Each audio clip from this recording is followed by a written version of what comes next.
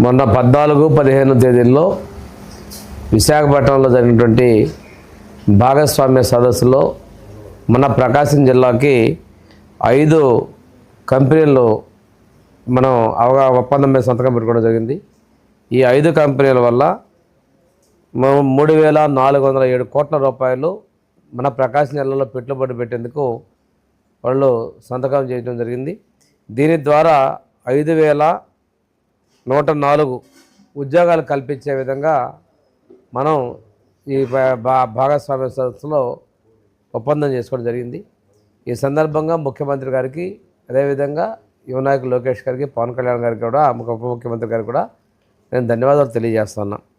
వెనుకబడిన ప్రకాశం జిల్లాలో ఈ రోజున ఇంత పెద్ద మొత్తంలో ఈ భాగస్వామ్య సదస్సులో పెట్టుబడి పెట్టినందుకు, ఒప్పందం మీద సంతకాలు చేసినందుకు ప్రభుత్వాన్ని నేను ధన్యవాదాలు తెలియజేసుకుంటూ, నిన్న జరిగినటువంటి ఈ సిఐ భాగస్వామ్య సదస్సులో విద్యుత్ శాఖ నుంచి 63 కంపెనీలకి దాదాపుగా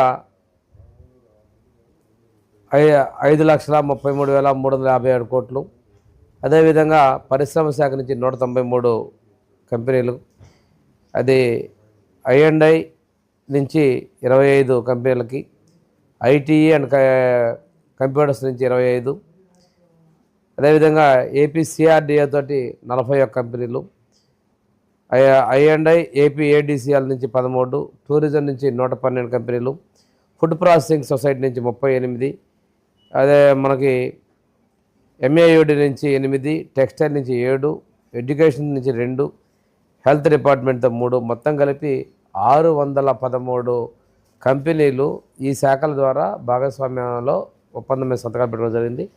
వీటి ద్వారా వచ్చేటువంటి మొత్తం పెట్టుబడులు 13,25,716 కోట్ల రూపాయలు మనం పెట్టుబడులు పెట్టుకోవడానికి భాగస్వామ్య సంస్థలో మనం అవగాహన ఒప్పందం మీద సంతకం పెట్టుకోవడం జరిగింది.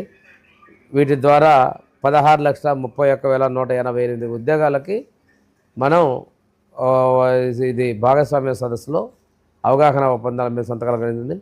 ఏదైతే మేము చెప్పిన విధంగా 20 లక్షల ఉద్యోగాల కల్పన యువతకనే దాని మీద కట్టుబడి ఉన్నాం. దానికి అనుగుణంగానే ఈ చర్యలు మనం తీసుకోవడం జరిగిందని తెలియజేసుకుంటూ, ముఖ్యంగా మన ప్రకాశం జిల్లాకి నిన్న జరిగిన దానిలో 5 పెద్ద కంపెనీలు 5,621 కోట్ల రూపాయల పెట్టుబడులు, 5,451 మందికి ఉపాధి కల్పించేదానికి నిన్న విశాఖ వేదికగా జరిగినటువంటి భాగస్వామ్య సదస్సుకి నేను ప్రభుత్వానికి ధన్యవాదాలు తెలియజేసుకుంటున్నాను అని చెప్పి తెలియజేసుకుంటూ సెలవు తీసుకుంటున్నాను.